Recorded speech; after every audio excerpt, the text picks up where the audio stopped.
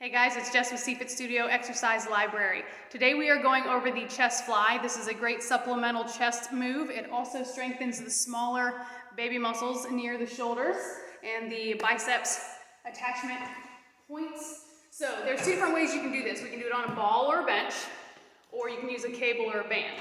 I strongly recommend the cable or the band, just because it's less risk to injury. I'm going to demonstrate both though for you, and then you will have your choice based on whatever equipment you have available.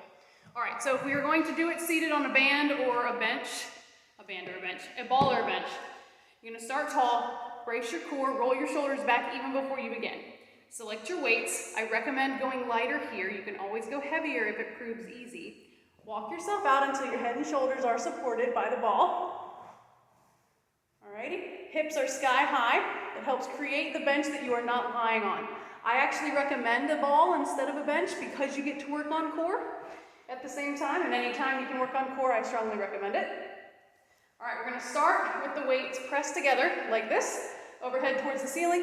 Make sure when you're doing a chest fly that the dumbbells stay over top of your chest. Your arms are gonna stay in a small bend. Inhale out, feel the stretch in your chest. Exhale up. Inhale, exhale.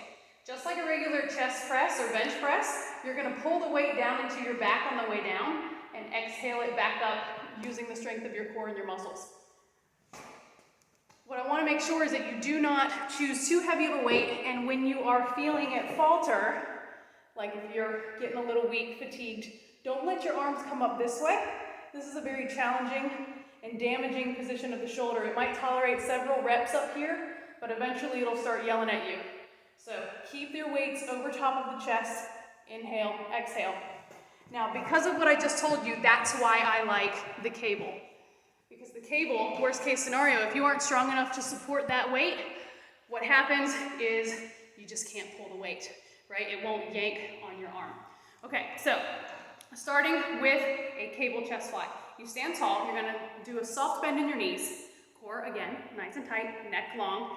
Now, one of the big things I like to cue my people at, if you see this elbow movement, what I'm doing is I am engaging my lat, pulling my shoulder down out of my ear. Again, your back is very involved in any chest move. Don't ignore the back just because you're focusing on the frontal muscle. All right, hand, give yourself a target. Small bend, same bend as when we were on the ball. Exhale, close to your hand. Inhale, exhale. So this, I'm not all the way open. So technically I would sidestep a little bit, give myself full range of motion, because you want it to resemble what we just did on the ball, but now we get to work that single side oblique a little bit more. We're working our pec minor, a little bit into our bicep, coracobrachialis, all the little teeny baby ones. From the back, exhale, right? So just because I open up, I never actually lose contraction here in my shoulder. Don't ever let your arm go perfectly straight. That's just going to overstrain your elbow.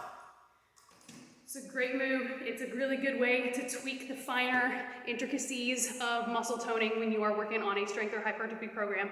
If you guys have any questions about this move, let me know. It's a great move, but it does come with a higher risk to injury, so please choose a cable or a band if you have that option. All right, thanks guys.